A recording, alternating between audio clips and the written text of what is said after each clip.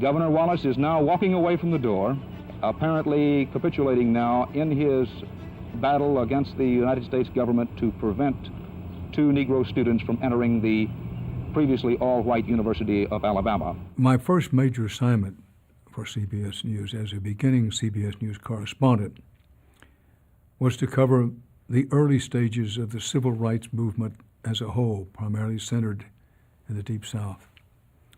And that meant covering Dr. Martin Luther King. May mean going to jail, but I'm going if it means that. It may even mean physical death, but if it means that I will die standing up for the freedom of my people. God has spoken to me. Martin Luther King is among those who has vowed not to let the voter registration movement in Leesburg and the rest of South Georgia fail. Covering the civil rights movement in 1962 and 1963, that changed me as a person, and it changed me as a professional. Just keep in mind, I grew up in Texas, and there was institutionalized racism in Texas. Texas was a legalized, on a state basis, segregated state. One could argue it wasn't South Carolina or deep Georgia or Mississippi and Alabama, but it was segregated. It had a segregated school system, segregated churches, and so forth. So I came from that environment into covering Dr. King and his movement. CBS News had made a decision to move on this story and to be a leader in covering this story. Other networks sometimes led on other things, but give CBS News credit, not myself, but CBS News credit. They said, this is an important growing story, and we're going to bring it into people's living rooms, although we know that it'd be a price to pay.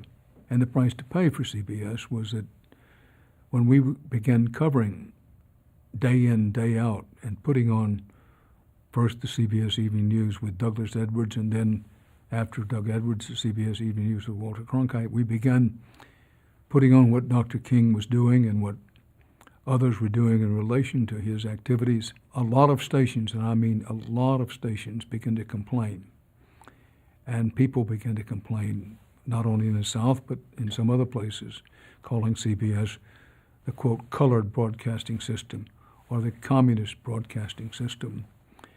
And without overstating it, for journalists, particularly for television journalists, it could be a dangerous line of work.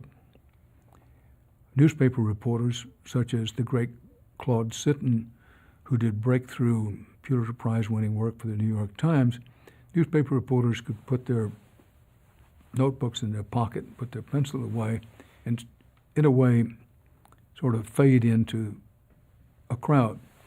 With television, we had cameras, and in those days they were big cameras, and you couldn't report the story on television without the cameras, so we had no place to hide. As the story went on and the civil rights movement began to develop some momentum, it was rarely the case then, but has been the case since.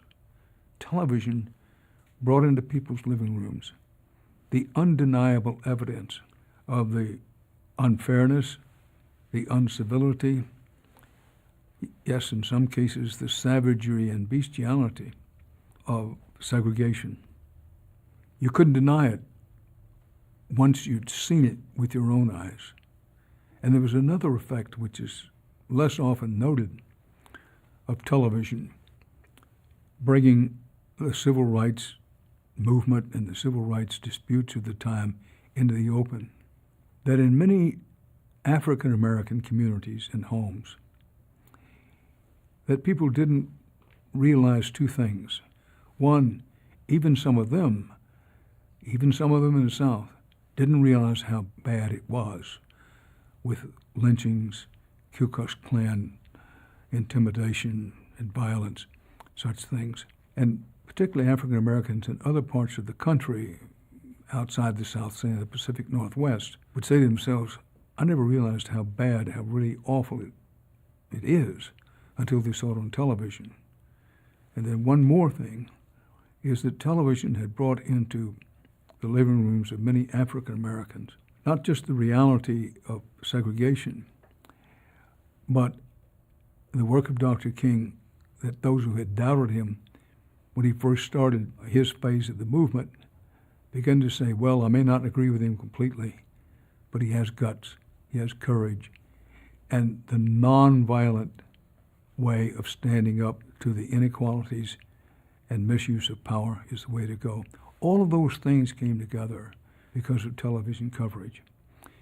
And at the network level, there were stations throughout the South that would say to CBS News, particularly in the early going, if you keep putting these things on the evening news, we'll stop carrying the evening news or we'll cut that part of the evening news.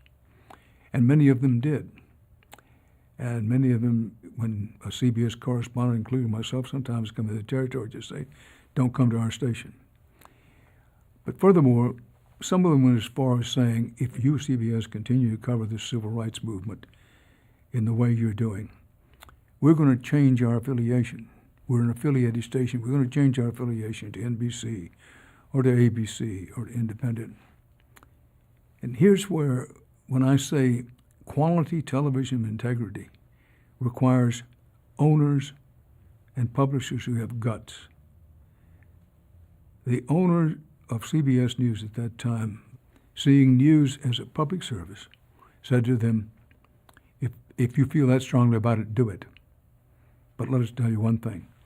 When you do it, don't try to come back. And they talked pocketbook. They said, having a CBS affiliation is worth something to you, Mr. Affiliate. So when you call here and say, stop covering civil rights, we're here to tell you we're not going to do that, and you make your own decisions. Well, I fear I digress. But particularly with the pioneering coverage of the civil rights movement on television by CBS News and others, a new dimension was brought into the public consciousness of what the responsibilities of a television news organization would be, what the potential for it could be, how it could be an ever stronger instrument for informing and educating people about what is really going on, as opposed to what someone, in this case, a segregationist governor, wanted people to believe. That the public perception of television's potential with that began to come together as the civil rights coverage of the early 1960s began to have a pervasive influence. The other thing about television coverage of civil rights, it put the pressure on government officials all the way right up to the White House, for that matter. Not every elected official, not by a long shot, wanted anything to do with the civil rights movement. Even some of the best among them were, in the beginning, taking the attitude, I'm with them in spirit, the Martin Luther Kings and others who are working on this, but I can't afford for my political future to get too deeply involved here. And the fact that television was covering this, and the television coverage began to be consistent and regular, it was unavoidable. And therefore, even a president of the United States, President John Kennedy, for example, who was president up until his death in 1963, the mythology is a little bit different, but the facts are that President Kennedy, who was not prejudiced in any way, was a little reluctant to associate himself and his party with the civil rights movement for fear of what the political repercussions would be. Not only because of television coverage, but partly because of television was bringing the civil rights movement into so many living rooms, and people were beginning to say, wow, this is unavoidable. My point is that the effect of the television news coverage of the civil rights movement did affect the political process of the country. It didn't happen overnight. It didn't happen perfectly.